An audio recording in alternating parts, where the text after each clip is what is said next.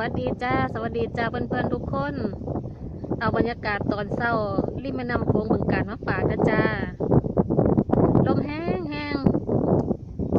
ตอนนี้อยู่บึงกาฬหนาวแล้วเด้อค่ะตอนเช้านี่ก็ตอนเช้านี่อุณหภูมิประมาณ16 ถึง 17องศาแต่ว่าถึงสายมากก็สิอุ่นขึ้นแล้วนะคะบึงกาฬลมแห้งแห้งนะจ้าเสียงบรูเสียงลงเขาวิดีโอบ่แห้งยืนอยู่ริมโขงนี่แ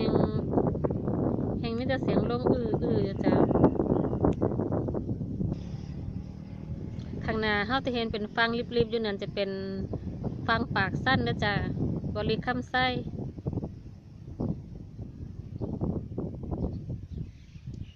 บางต้นไม้2 ต้นนั่นมาบานใดกระทายบานนั่นนะคะมันงามค่ะมากหลายเมื่อนั้นมาซุ่มดูนกตรงจุดนี้นะเห็นพวกนกอพยพมาแล้วเด้อค่ะเป็นกิ้งโครงคอดำชนิดหนึ่งแล้วก็อีกชนิดหนึ่งจะเป็นกิ้งโครงแกรบหัวเท่าไอ้2 ตัวนี้ก็จะเป็นนกอพยพแล้วจ้ะกิ้งโครงแกรบหัวเท่านี่มีประมาณฝูงหนึ่งประมาณ50 ตัวคือเยอะมากมันจะเข้าตอนเศร้าๆนะคะนี่ซ้ายแล้วว่าเห็นนะจ๊ะ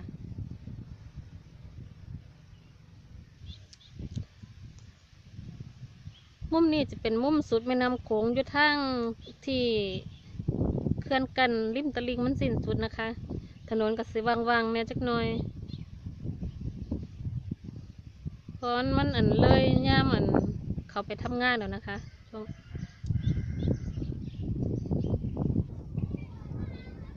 ค่ะจุดนี้จะเป็นจุดลงหาดนะคะ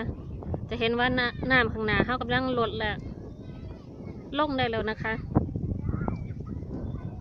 ก็จะเป็นจุดที่ทีมสำรวจนกของเขาจะใส่สันนี้นะคะลงไปในการสำรวจนกหาดนะคะ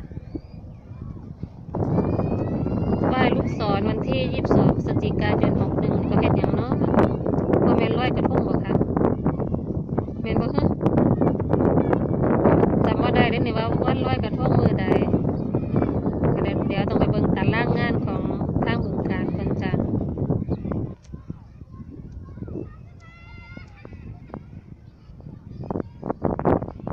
ค่ะนี่จะเป็นทางลงหาดของหาดบึงกาฬนะจ๊ะ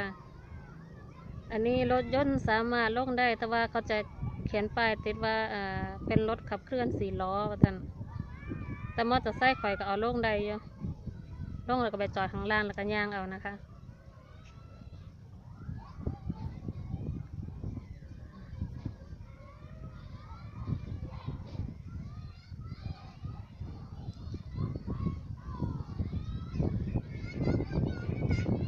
มีเก้าอี้สำหรับนั่งให้ชมแม่น้ำโขงน้ำนะคะ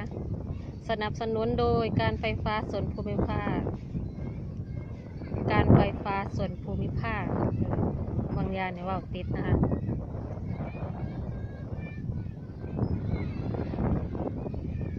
เก้าอี้ผู้บ่าวผู้สาวมากๆนะจ๊ะนั่งแล้วก็ชมวิวแม่น้ำโขงบรรยากาศเนี่ยมันแรงนี่ดีเดี๋ยวแต่ว่าค่อยได้ออกมาคันเนี่ยมันแรงมันยากเวียกนะจ๊ะเดี๋ยวคันมือได้ออกมาจะถ่ายบรรยากาศของคนที่เขามาเดินเล่นแม่น้ำโขงให้เบิ่งนะจ๊ะ